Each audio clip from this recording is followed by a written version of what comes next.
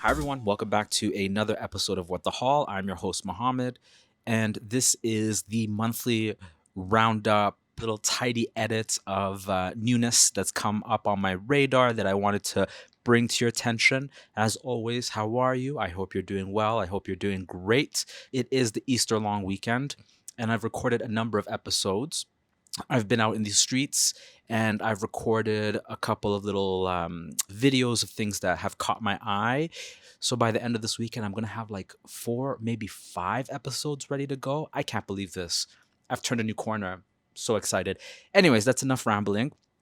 So, what's new? What's exciting? Also, have to say this. On British Vogue's YouTube, they posted something in the community tab and they had a little gif of Claire Foy where she says, "If it's true and from you, then it will be new." And that holds true to what's happening here. So some of this stuff may not necessarily be the newest, but it's new to me and it's true.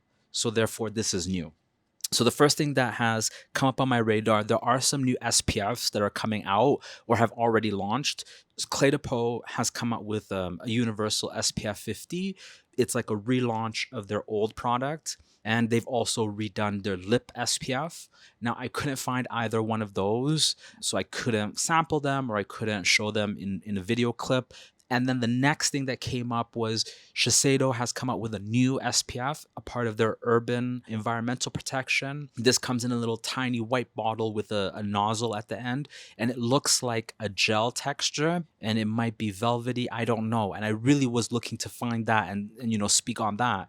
As a last resort, I found Supergoop.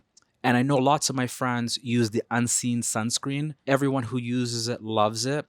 And I've looked on their website a couple of times. I've seen that they have a vitamin C serum with a SPF 40 or something. That's not available in Canada. But what was available was the SPF oil. So this one, let me pull up the name because I don't want to get it wrong. So Sephora, it's called the Daily Dose Hydrating Ceramide Boost SPF 40 Sunscreen Oil PA Triple Plus. And so I thought this might be promising, but upon touching it and putting it on the back of my hand, it feels like dry oil. And when I think of dry oil, I always circle back to the Nuxe Huile Prodigieuse. That is the benchmark for me of what a true dry oil is. And I don't like that sort of texture, especially on my face. And so this has a similar sort of texture. If you have a dry skin, I can see this being useful. I could see this being useful as something to mix into your product. So for somebody who wears makeup, you might be able to thin out your foundations and give them a more satiny, more luminous effect and some SPF. If you like that sort of dry oil texture and you want a high sun protection, this might be up your alley. I truly was looking for that Shiseido, or if I had tried the Supergoop, it would have been the vitamin C serum with the SPF. So that's the first thing that I want to speak on because it was kind of a fail. And then there are 2 other things. So whilst at Sephora, another thing that was hunting out, I was specifically going in there to find, was from Farmacy. It's their Brighten Up 3% TXA dark spot toner with azelaic acid. So Farmacy, not a brand that I normally engage with. I'm not too drawn to the K-beauty thing. But upon further investigation, I found out the gentleman who started it also made 3Lab, which is a high-end K-beauty brand, somewhere between La Prairie meets Amora Pacific. That's where my mind is when I think of 3Lab. So this brand Farmacy is another offering that they have, and it's more leaning to that eco-friendly, sustainable credentials. This brand was sold to Procter & Gamble last year, so I don't know if things have changed, but I've been using the topicals products. They have tranexamic, they have azelaic, they've got a great blend of brightening ingredients, and I think this would be a good complement to that. So for those people who do have pigmentation, there is an episode coming up where I talk about AHAs, and there is the category of liquid solutions that you need a cotton pad.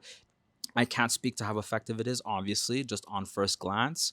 They do have two toners at this brand. There's one in the green packaging, which I believe is for blemish prone skin. Let me pull this up. Yeah, it's called Deep Sweep 2% BHA. Thing that stood out about this was that it had a very medicinal, sort of herbal fragrance. Nothing nauseating or overwhelming, but just a slight little medicinal quality to it. It comes in a glass package. Great, nice and heavy. Yeah, I mean, if you have pigmentation concerns, you want a liquid exfoliant, something that you can use every night just to make sure your skin is perfectly clean and that will actually break down the pigmentation. This might be something to consider. The Sephora VIB sale is just around the corner. So those first two items might be things to add to your wish list or put in your cart if you need to fill in some gaps in your routine. The last thing that's come up on my radar is from a brand called Laboratoire SVR, and it is one of these French pharmacy brands. Think Aven, think Vichy. It's that sort of idea. I don't know when they brought it to Canada, but this is relatively new, probably in the last year. And they have a range of products for sensitive skin that looks really exciting. So this range is called, not Clariol. Nope, this is it Sikavit?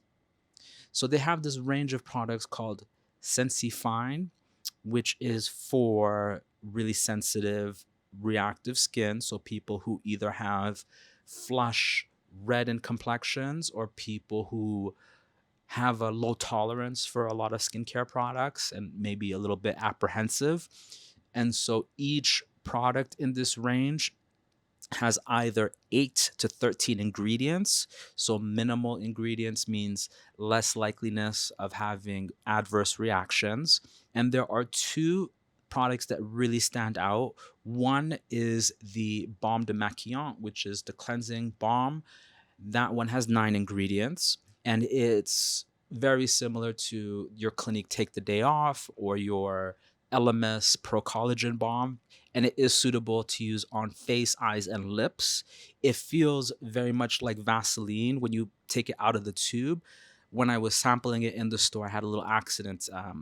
I think because the lights, it was kind of melted a little bit, but it felt very similar to the Clinique Take the Day Off. And I think the fact that it comes in a tube is very handy and way more convenient than using products in pots.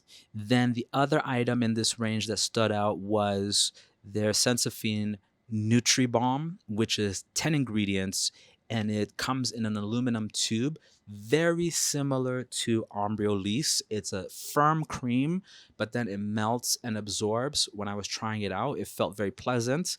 It's comparable to your La Roche-Posay Toleriane or your Bioderma SensiBio. If you like any of these French pharmacy brands and maybe you want to try something new, this would be worth looking into. In addition, the price point on this is very good. When I went to go look at the products on the shelves, it just so happened that everything was on sale that weekend and everything was under $25. And there's a number of products. There's a moisturizer in a pump. There's an oil. There's so many different selections to choose from. So sensitive skin, need something new, moderately priced, not fragranced. This would be a good brand to consider. So that's a roundup of some newness or some things that have just come up on my radar that I wanted to point you to. And as always, if you're catching this on YouTube, you have questions, comments, concerns, plug them down below. I'm happy to clarify things for you. Don't talk crazy because you will get blocked. Otherwise, if you're catching this in audio, please leave a 5-star rating. I would greatly appreciate it. And as always, thank you for listening. Thank me for speaking. And I will catch you in the next one. Adios.